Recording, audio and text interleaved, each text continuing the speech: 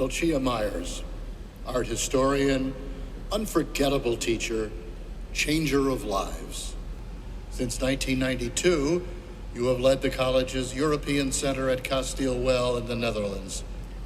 You have built one of the college's most sought-after experiences, along with an admiring and loyal community of alumni who can now fairly call themselves citizens of the world. It is my honor to present Dulcia Myers as a candidate for an honorary Doctor of Humane Letters degree at Emerson College.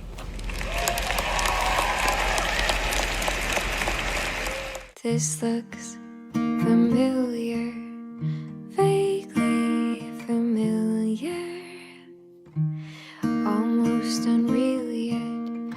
It's too soon to feel yet, close to my soul, and yet so far away.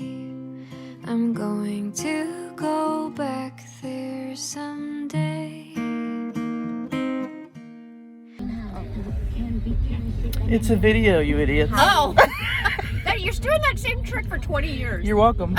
Sunrise as night falls, sometimes the sky calls. Is that a song there? And do I belong there? I've never been there, but I know the way. I'm going to go back there someday. I see your moves haven't changed in 30 years. Nor yours. You can just visit, but I plan to stay. I'm going to go back there someday.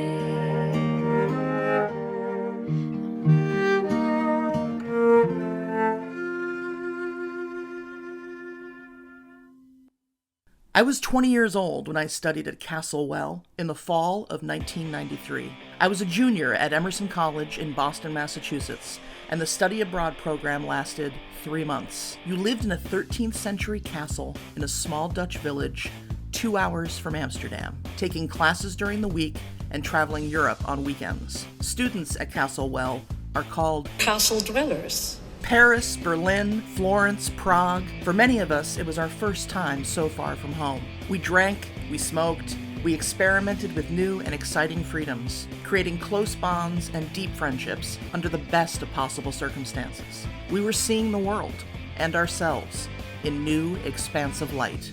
Dulcia's art history class was a must, and quickly became the lens with which we viewed the entire semester. Her stellar lectures made the Renaissance resonate with 1990s stoners, constantly passing notes in class, colluding on when and where we would meet to smoke more weed after class. Despite all this, she reached us and ignited an intellectual curiosity not always a given amongst college kids.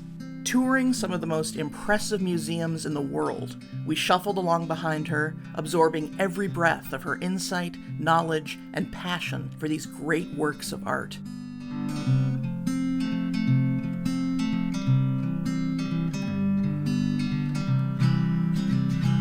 We were students of theater, literature, and filmmaking. We aspired to be actors, authors, and educators, looking to attempt our own great works one day. She saw that in us. Well, maybe some of us, and reflected this epic art back to us, as if to say, these are human experiences. Everything you see here is a choice, in service to a story, preserved in light and color, cast across centuries of time. Other museum goers, not with our group, would often tag along, absorbing our discussions of each piece she parked us in front of. Dulcia was literally teaching the world. We were obsessed with her. We would talk about her constantly, wonder about her. We still do. She's just one of those bright stars in the world. Like, she could be like a president. Yeah. Her, like, confidence, you know, it's just so, like, she had that 30 years ago, and it was just, I know. And she was, like, accomplished when we met. I mean, you know what I trying mean? to Like, figure out how old Exactly, she she sure if was. said- What does her house look like? Who are her friends? What's it like to be in a group text chain with Dulcia Myers? She carried with her an air of mystery that we instantly respected and forever aspired to. Some of us more successfully than others. At the castle, we were all just starting to navigate our own dreams and ambitions, and she arrived in our lives right on time. Her commanding presence, her decisive leadership, her very existence modeled so much to us about what it is to be a woman in the world. She knows so much about so much. The amount of mansplaining she must have endured long before there was a defined term for it must be staggering. At the castle, I was quickly coming to terms with my sexuality, a sentence more than 1 in 10 students has uttered about this place through the years, believe you me. Sometimes, being far from home, out of our comfort zones, living in a unfamiliar territory, we have an opportunity to be with ourselves in a new way, a glimpse of what our adult lives could possibly be if we were allowed to be super fucking gay. I had kissed one woman in Boston 2 weeks before landing in the Netherlands for the next 3 months. We were best friends who went from kissing to freaking out about kissing to kissing again. It was a vicious, exciting, and closeted cycle. We were in love with each other. The rest was undecided and undefined, in what would become a semester of long-distance love letters and intense longing. When sexuality becomes unrepressed, there can be a latent puberty. I was never boy crazy like my friends were in middle school. My body developed, but I never felt anything chemical with anyone. It was a partial puberty, absent of lust, desire, and sexual experiences. I crushed on straight girls in high school, certainly, but it wasn't until hooking up with Vivian that this level of youth was unlocked. And once unlocked, I was falling a little in love with just about everyone.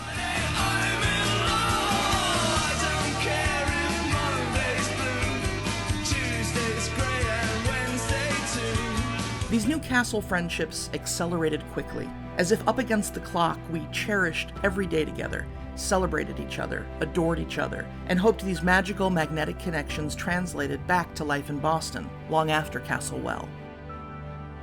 And they did, to Boston, to New York, San Francisco, Minneapolis, Portland, and LA. They translated to weddings and babies, to lifelong collaborations, shared milestones, and back to Kasteel Well, some 30 years later. Through your tours of Europe's cities and museums, you teach students to see not just art and architecture, but the world around it from every angle. You have helped restore, contextualize, and preserve the past for future generations. Everything you see here is a choice, in service to a story, preserved in light and color, cast across centuries of time. You, dear graduates, some of you castle dwellers, have the privilege of getting a college education. But I believe that we should make the gap between the mechanical and the liberal arts smaller, or else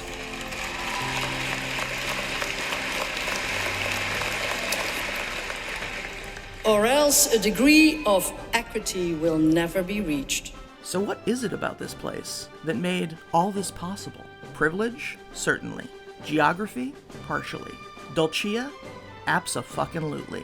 And perhaps a little bit of time travel. A special place where, for a few short months, our younger selves can see our future selves more clearly.